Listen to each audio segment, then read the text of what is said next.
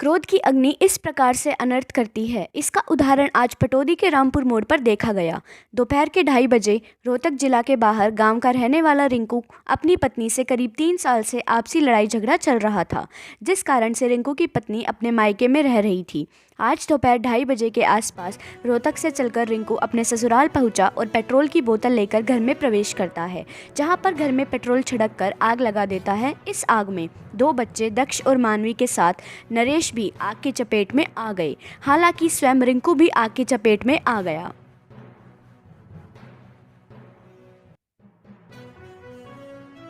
घटना की सूचना मिलते ही पुलिस तुरंत मौके पर पहुंची और आग में झुलसे हुए लोगों को और बच्चों को तुरंत सरकारी अस्पताल में भर्ती कराया, जहां पर उनकी हालत गंभीर देखते हुए गुरुग्राम रेफर कर दिया गया। पुलिस सीसीटीवी खंगाल रही है और यह घटना की जांच कर रही है।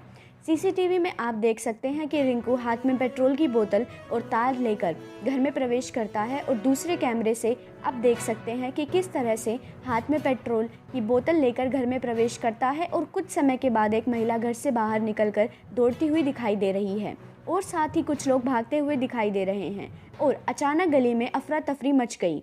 आप फुटेज देख सबसे पहले रिंकू जलता हुआ बाहर आया और आस पड़ोस के लोगों ने आग बुझाई और उसके कपड़ों में लगी आग को बुझाने के बाद वह वहां से फरार हो गया। उसके बाद आज पड़ोसियों ने घर में लगी आग को काबू किया, लेकिन जब तक 2 बच्चे और एक युवक लपेटे में आ चुके थे।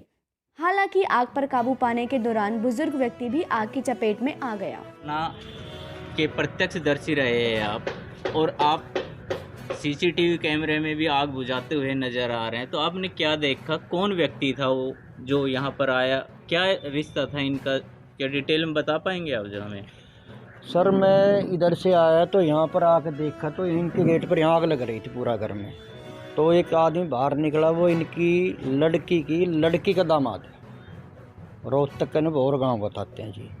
तो बाहर निकला, मैं जाना इन्हीं का बच्चा है। तो एक भाई अभिषेक यादव जी भाई साहब थे और एक हम थे, हम पड़ोसी। हमने उसकी आँच बुझाई पहले, फिर हम अंदर गए तो एक छोटी 1 साल भर की बच्ची थी, उसको लेकर आए। उसके बाद ये बुजुर्ग आदमी था, इसको बाहर लेकर आए। उसके बाद में एक और था इन्हीं का लड़का, तो उसको लेकर आए। उसके बाद हम पड़ोसी उसका ही पानी ले आओ, तो उन्होंने हेल्प करी हमारी। हमने पानी यहाँ बुझाया। उसके करीबन कुछ बाद जब धुआं ख़त्म हुआ है, जब हमने बच्चा एक छोटा 3-4 साल का दिखाई दिया, उसको मैं उठा के लेकर आया। बिल्कुल जला हुआ? हाँ जी, बिल्कुल जला हुआ था वो। और वो जो लड़का आँच लगाने वाला था, जो वो यहाँ से भाग गई, कपड़े पड़े, हमने उसको मतलब बचाया भी है। तो उसने बचता हुआ भाग गया था। पीछे उसने यहाँ कोई हथियार लगा रखा, दाव था, क्या था ये नहीं पता। लेकिन हमने को ये नहीं पता था कि इनका कौन सा बच्चा क्या है। लेकिन हम मौके पर आए जिस टाइम, उसके बाद पड़ोसी भी एक दोस्त और आ गया था हमारा, उनका सहायता लेकर हमने इनकी आँच बुझाई। तो ये आग किस तरह से लगाई थी? पेट्रोल डाल के लगाई थी या कोई? ये पड़ोस वाले यही बता रहे हैं जी कि ये जो कुछ लड़के ये किराएदार नहीं रहते, ये कहते हैं बाबूजी यहाँ से अपनी बाइक में से पेट्रोल लेकर आया, बताया बोतल में। और हाँ, तो जिस टाइम में आया ना, तो उसके खुद भी आग लग रही थी। अरे चाचा बैठा, इनके भी आग लग रही थी और आग दोनों साइड फैली हुई थी।